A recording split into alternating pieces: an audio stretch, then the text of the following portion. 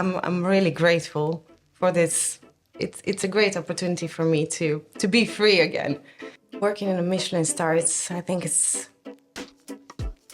every chef's dream. But when I got there, I was a bit disappointed, to be honest. How come? Yeah, well, it's usually like that. I'm always the only woman. Wow. Everywhere I worked, yeah. Oh, he doesn't listen. Oh, should I just stab him? No. Oh my gosh. Simona, so excited to have you here.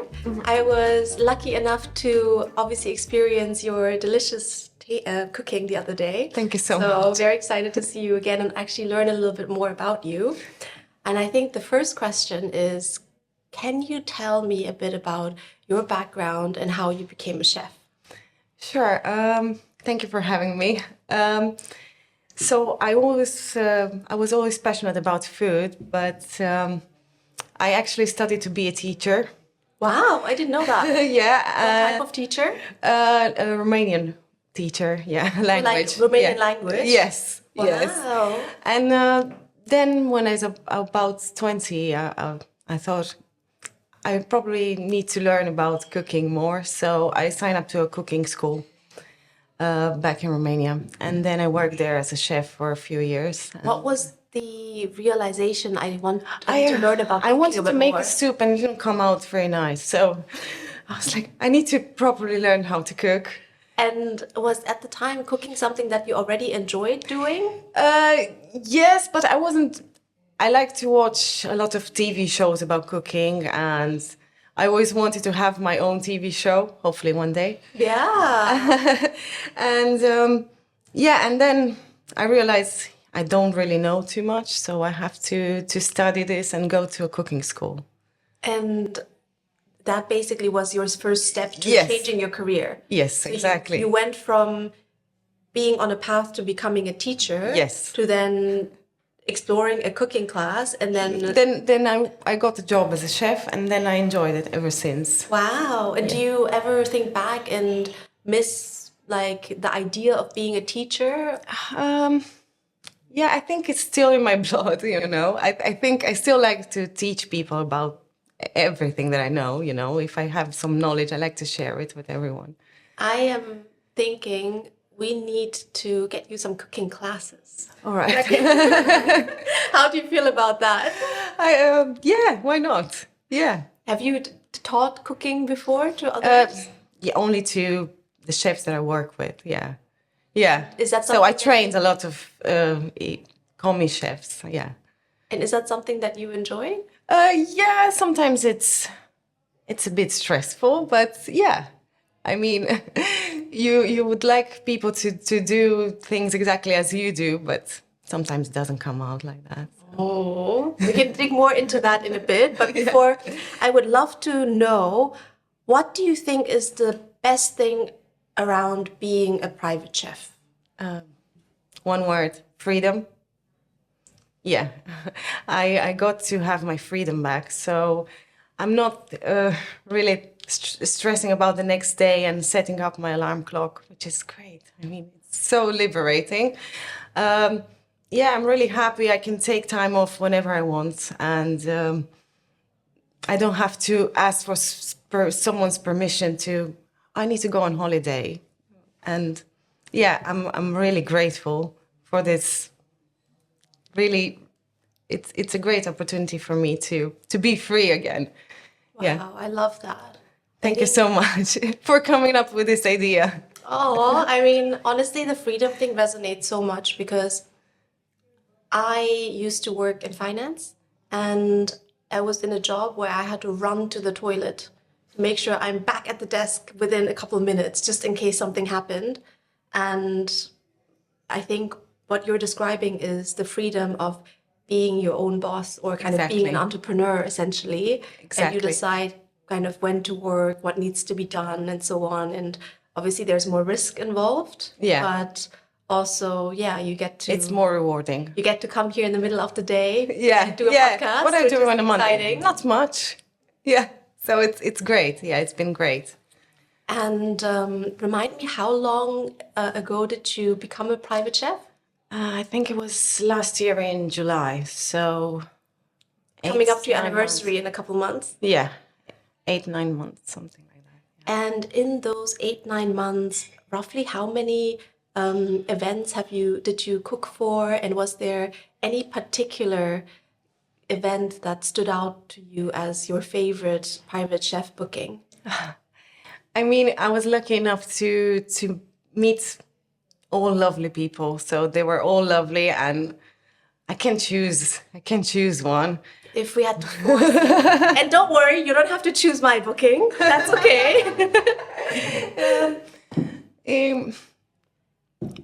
I'm not sure. I mean, I had really good experiences with pretty much everyone, to be honest. I had some experiences that were a bit stressful because one time I went to bed and somebody booked me for the next day. No. Oh no. And I woke what up. Time?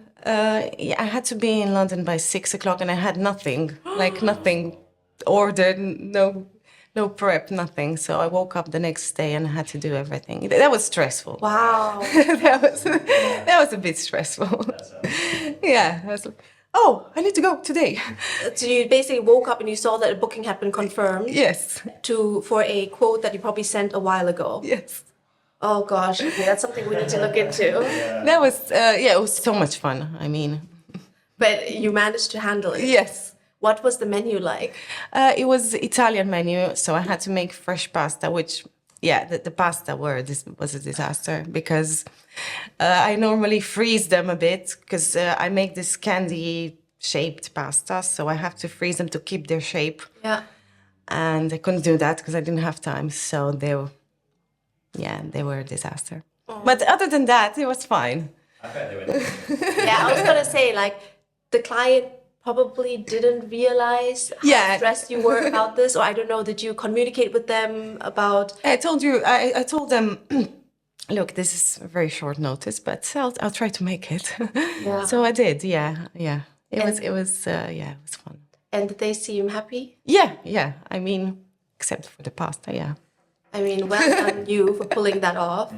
I must say, I think some chefs are magicians, and You have to have a bit of you need to be extremely resourceful and be able to pull something off like short notice if it happens. Obviously, we'll work on improving the platform to prevent the stress, but that's the challenging experience. Or do you think there's a more challenging experience that you've had as a private chef? No, I think that was pretty much the hardest that I had, and also I had 2 bookings in one day, which was Was that planned? yes. I was basically owing a customer a booking because they had to cancel. So I said, next time, let me know and I'll come and do it. And That's super nice. Like they had to cancel, and instead of just,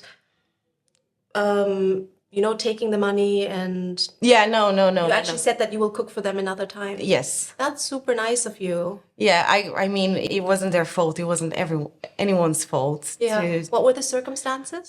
Someone had to go to the hospital, so it was pretty. Yeah. Yeah. Oh, it's very nice though that you're super accommodating. Yeah, it wasn't anyone's fault, so I had to do it.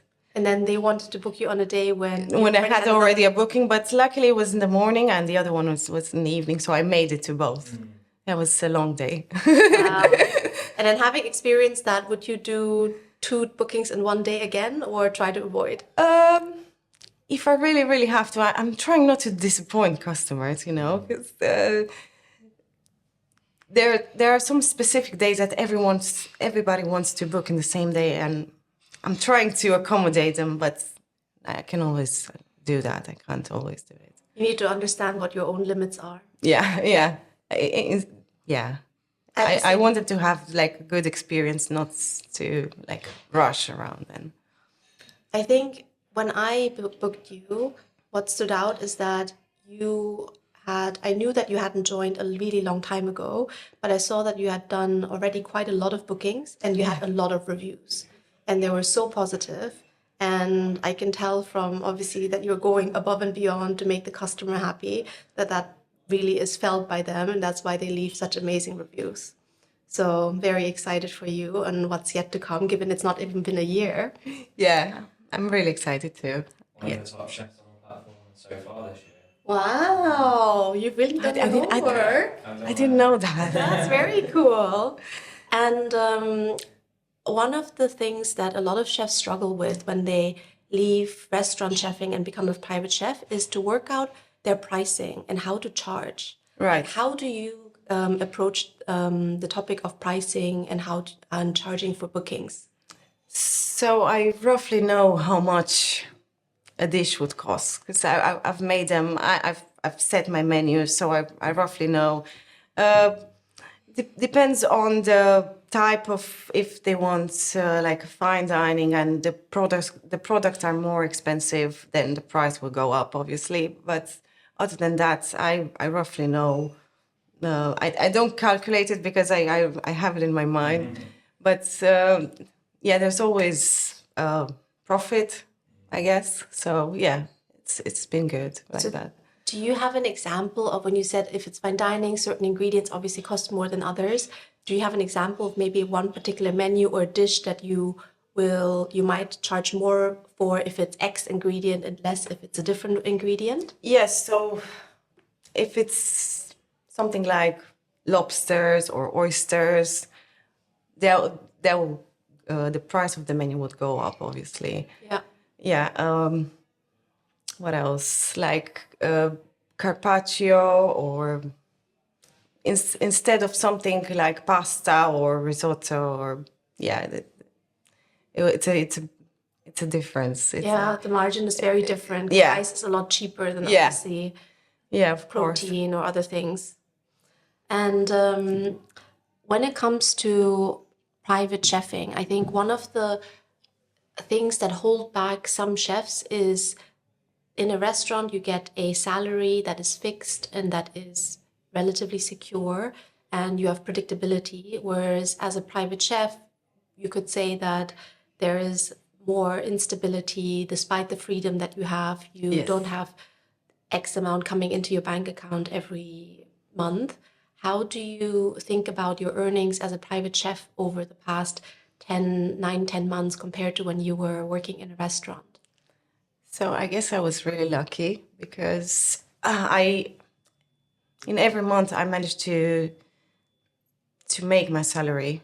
So even if in January and February, which were the lowest months of the year, because that's normal, that's in every restaurant anyway, but you still get your salary. But yeah, I was lucky enough to make my salary every month. Wow, that's Yes. amazing. And that's literally like been not even your first year as a private chef. Yes, yes. As soon as I signed up to the platform, I think it was 2 days before I got my first booking.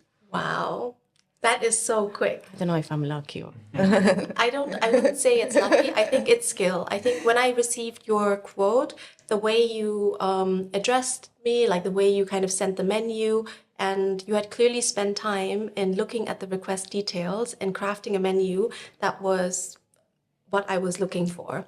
Whereas I think that's something that a lot of chefs don't do as well, which causes them to take longer to actually get bookings. Okay. Because I think some chefs, they play the numbers game where they don't look at the details of the customers as closely, and they just send something hoping something will come back. Whereas I could tell that you made more of an effort. Yeah, of course, you have to think about it as you would cook for yourself. That's how I think about it. If I cook for someone, I will make it as good as I would cook it for me. That's a really good tip to give chefs to think about. Yeah, And it's not just about money. It's about making people happy. What experience you would like if you were the client. Exactly. And is this something that you always have in mind, even when you were working in a restaurant, or is Yes. this more when you were? Yes. Even then. Well, obviously, I was limited by the menus that were imposed by the restaurant, but I try to do my best to present the food as good as I can. And yeah, I was always thinking about what if I receive this? Would I be happy? Well, I must say, so for my Mother's Day lunch, my mother-in-law was over the moon. She kept raving about Simona, and my brother-in-law, who kept called you Simone, he was like, "Oh my gosh, like the ossobuco was so good." Thank you so much. I really appreciate it. And I'm curious, can you talk me a little bit about the behind the scenes of being a private chef? What does your typical preparation look like for booking? Is it, I guess you mentioned for that stressful booking that you had to do everything on the day, but normally, what does that process look like? When do you start preparing once a booking has been confirmed? So that depends on obviously the menu and how much I have to prepare.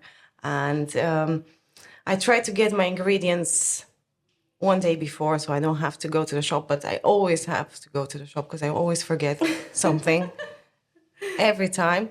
And then the day starts pretty relaxed. So I know what I have to do. I wrote it down. Exactly I was doing it when I was a chef in a restaurant. You basically have a written down plan. Exactly, yeah. With prep, with ingredients, with everything I need to do. So the day starts well, but then as the time goes, I start to stress out, and then I need to move. Oh, 1 hour, 1 hour down. So I need to move quickly, and yeah, somehow I managed to pull it off. But yeah, I'm trying. The things that can be made one day ahead, I will do. But most things they need to be made fresh. So I will need to do it on the day. Usually it's in the same day. And then how do you decide between what you make, what you prepare at home before and what you make at the client's home from scratch? Because I remember, I think the panna cotta you were making from scratch, certain things you were making from scratch, others, of course, your amazing hazelnut and goat's cheese macaron that was not made from scratch. But how do you kind of So I try to minimize the things that I do at the customer's home. So I need to be more efficient, and I don't want to spend a lot of time keep the customers waiting or so everything that takes a long time to make, I will do it at home. And things like frying, steaming, I will do it on the spot. Usually desserts, I will make them at home. Yeah, with something like tiramisu, which was delicious. Thank that you. makes a lot of sense. But then obviously the churros were done like fresh. Yeah. And they were also so good. Thank you. So how do you feel about food trends? I mean, obviously food is very big on social media. Do you use certain food trends to inspire your menus or your cooking, or is that more from your experience and from your travels? Yes, exactly. I like to travel a lot, and I like to gather all the recipes that I can while I'm there and try local foods and bring the recipes back home with me, and also the ingredients, like literally the ingredients. I'll bring them home with me on the plane. Wow! So you every time you go somewhere, you'll like take a lot of. Yeah, I came back from Italy with a bag full of courgette flowers. So yeah, I'm a bit weird. But do they stay fresh? Yes, it's a 2-hour flight. So Okay, actually it's fine. Wow. You have to eat them on the day. Yeah, courgette flowers, like, do you fry them? Yes, deep fried with so stuffed with ricotta and anchovies. Oh, so nice. Yeah, they're amazing. So last year I actually grown my own courgettes just for the flowers. Wow. Something I would love to do. What is your favorite food hack in the kitchen? Food hack. I don't know. I tend to use a lot of corn flour. It tenderizes the meat.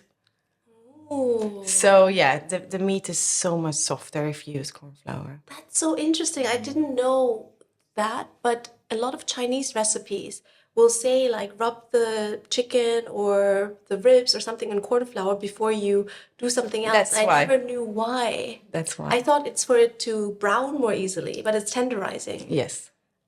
Oh. So yeah, Love that. Demystified something for me.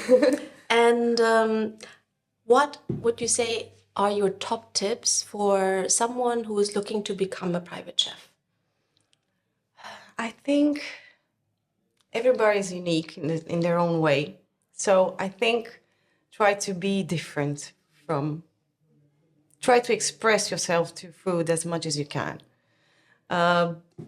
Instead of having the same menus as everyone else, I think it's important to stand out somehow.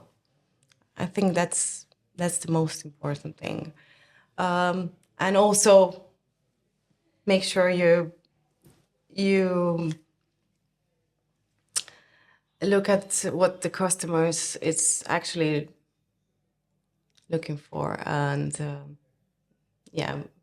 just try to be as flexible as you can.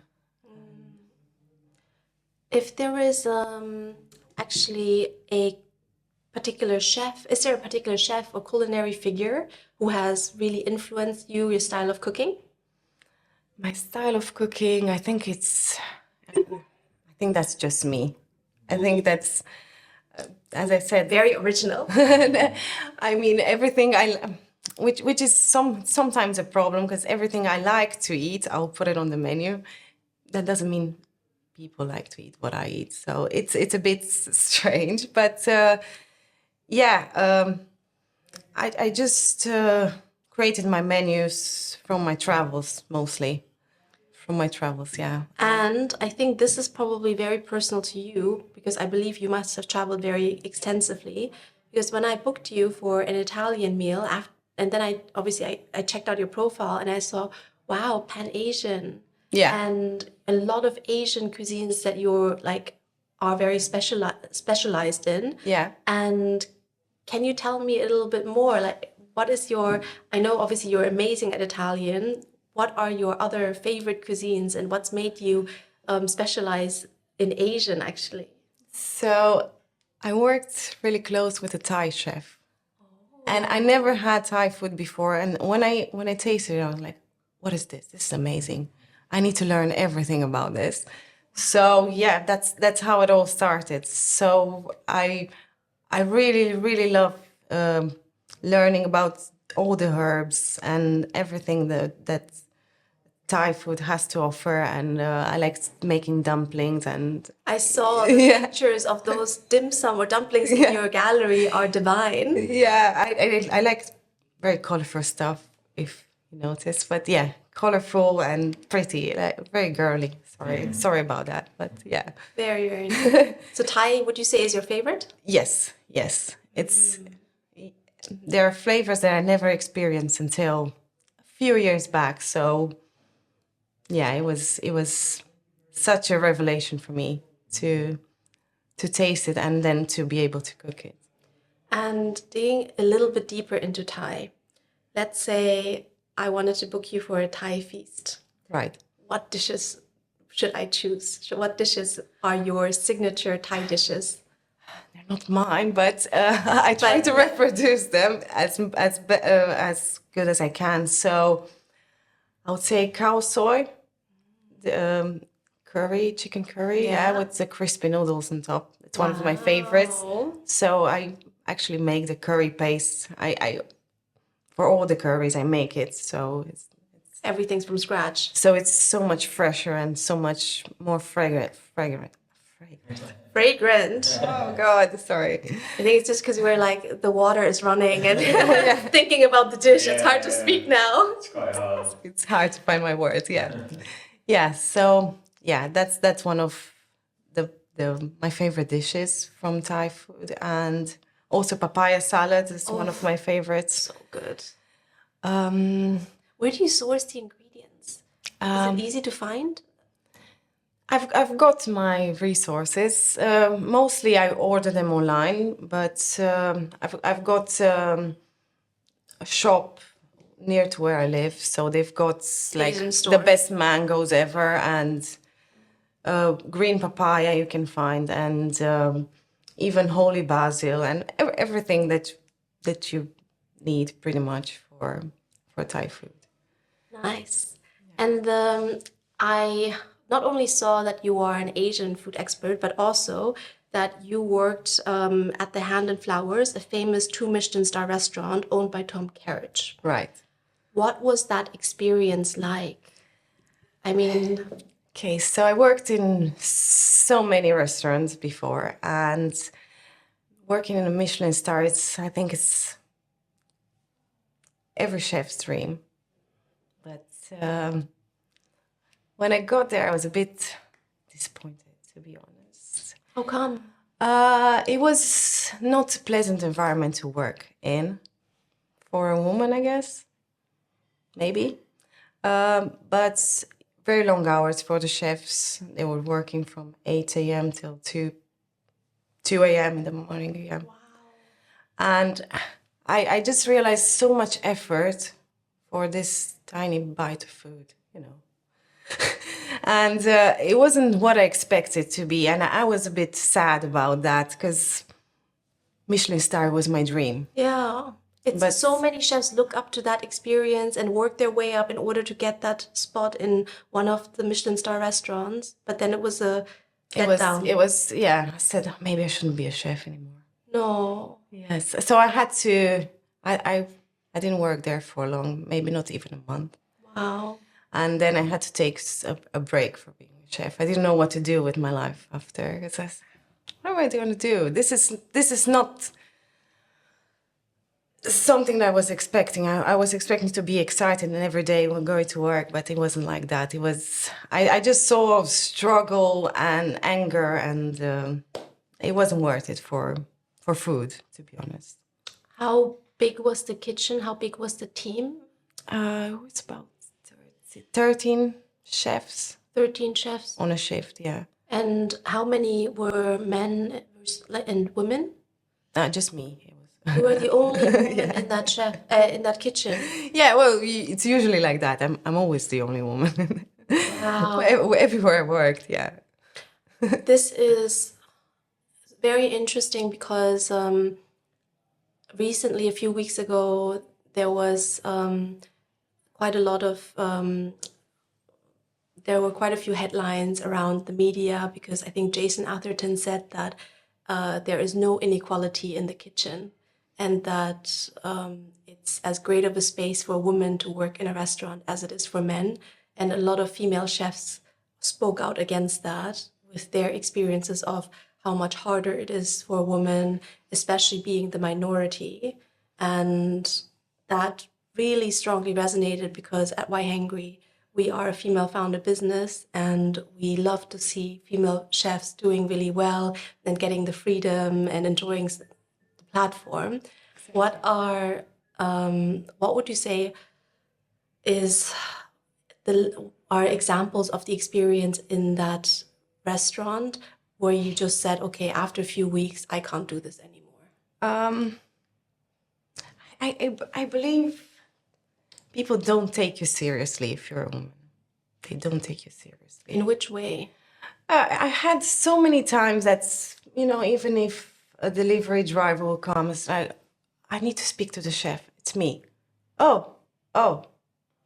And they will just assume I cannot be the chef. Even if I was dressed as a chef, I cannot be the chef. I was just there. I don't know why.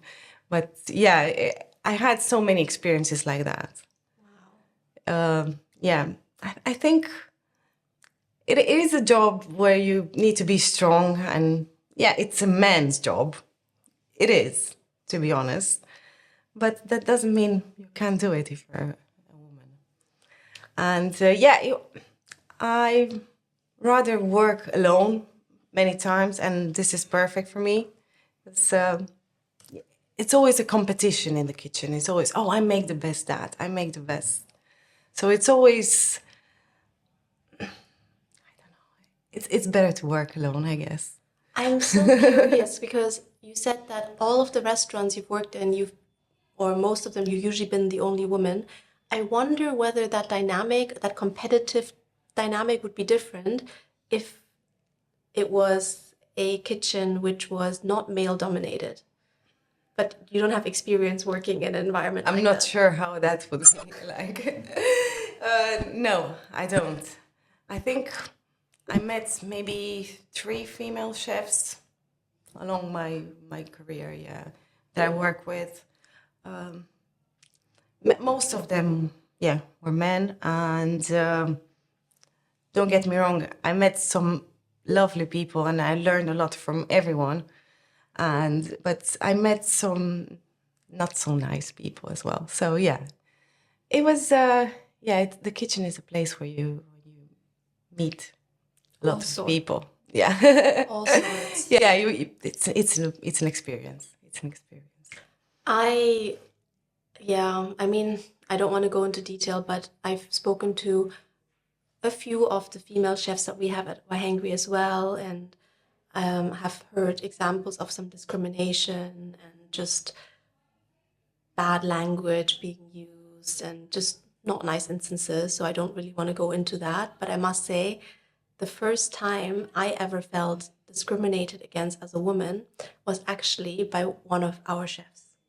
Right. Yes, and I couldn't believe it. And I could at the same time, because I had heard the stories of female chefs not being taken seriously and being ignored or kind of just not being treated the same in terms of respect. And there was a chef on the platform who, at an event, completely ignored me. Even when I said bye, just gave everyone else a high five, didn't give me a high five, but the male team members and all the male chefs that attended, but ignored the other female chefs who attended the event as well. I don't think that's about being a chef. I think that's a different story. I just think, I don't know. It's the first and only time that I've experienced something like that. And obviously, like having heard about chefs in the kitchen environment, I just thought, wow, characters like this must have been groomed in the kitchen, and they take this behavior outside as well, where actually most of our chefs, like, I think, are super lovely, male, female. And Exactly. that's the only ever experience I've had in the past 4 years. But it definitely Was shocking. quite eye-opening. Yeah. Yeah. I think back in the day, it was different in the kitchen because it was like army, basically. It was like army, but it doesn't have to be like that anymore. I met chefs that were saying, "Oh, should I throw a pan at him?" No, why? No.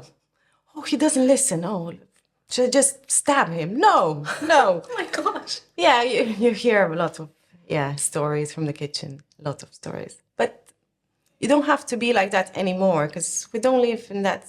It's just food. It's not just food, but it's just food after all. I know what you mean. Yeah. It's not worth stabbing people or throwing It's pans at not people. worth being rude to someone else over food.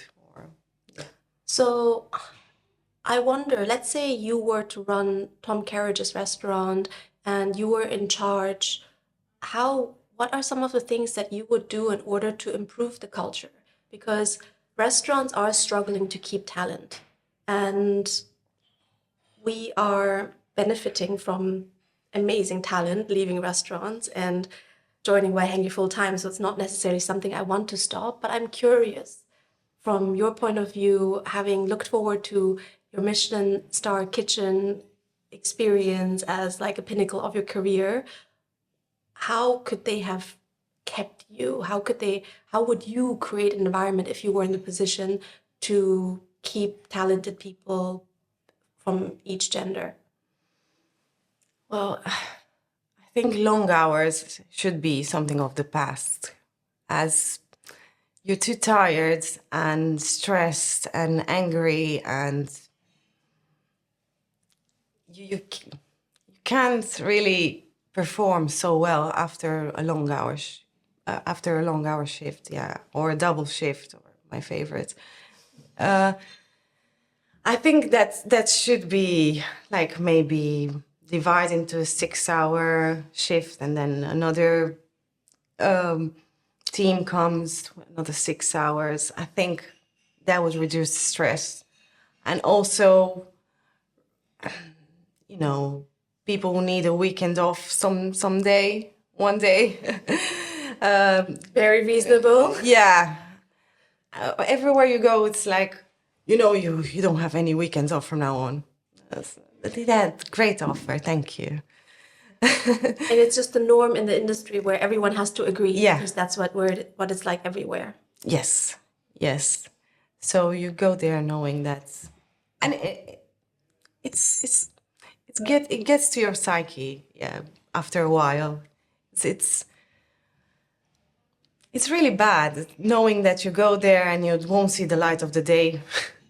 You go there at 10 o'clock and you finish at 12 o'clock.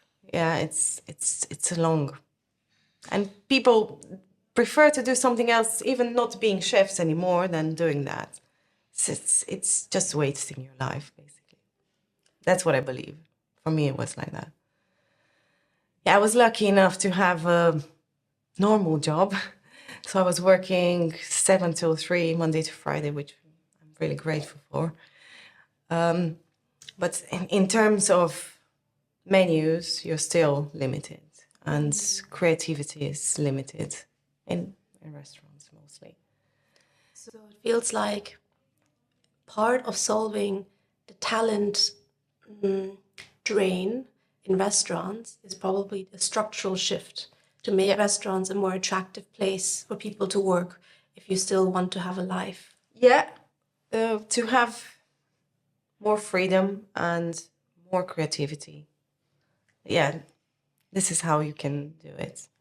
I think so. Or having maybe 4 days on, 3 days off, something like that. Something like to make people come to work again. But it's very hard to find chefs. Everyone's struggling with that at the moment. Well, I think we are in a really lucky position Yeah. in that case, that we have a lot of chefs who are enjoying leaving the restaurant and becoming private chefs. Yeah, I think all chefs agree with me, but it's been a great opportunity for us. It's been a great opportunity. Well, I think I've got 2 closing questions. Of course. So one is your dream dinner party guest or someone you would love to cook for. Okay. So I always admired Anthony Bourdain. Oh, did you read his book? Kitchen Yes. Confidential. Yes. Such a great book. Yes. That's literally everything and anything I know about the kitchen is probably from that book. Yeah. He's right. Yeah. Yeah. If I had the chance to meet him, it would have been a great honor for me. I'm really inspired by his travels, and he was like the first vlogger that I watched. So yeah, I'm not sure how big of a chef he was, but in terms of knowledge about cultures and cuisines and food and recipes and everything, he was very good. Very So, inspiring character. Yeah, very inspiring for me. Yeah. And lastly, your last meal, your death row meal, what would you choose to eat? Oh, I wasn't expecting Bit that. dark. Oh, so what would I just eat?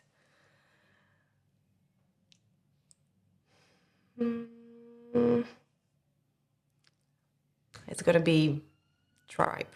Tripe. Wow. That was unexpected. I was thinking maybe that the Thai dish, the khao soi, or maybe I just love courgette flowers. I just love the texture. I'm sorry. And how would you make how is it, what type of tripe, like which type of preparation? We have this our traditional Romanian food. It's like a tripe sour soup. Ooh. I think it's this national staple dish. Yeah, we have that, but also the Italian version. It's like a stew with tomatoes, basil, mint, parmesan. It's amazing, and I like the texture very much. But it has to be tripe. Yeah. My mom loves tripe. It's also very popular in China. There's actually like a sour soup with some pickled, I don't know what type of pickled veg it is, but a Chinese version of that sounds similar to what you described, which is really, really good. Yeah. Oh, Yeah, I like textures like that. Sorry. that's another dish that people could request from you. If they're like fans. No, I've got it on my menus, but nobody ever ordered. Oh no! I think you need to explain it like you did just now. This would be my death row meal. Yeah, please try Please it. order it.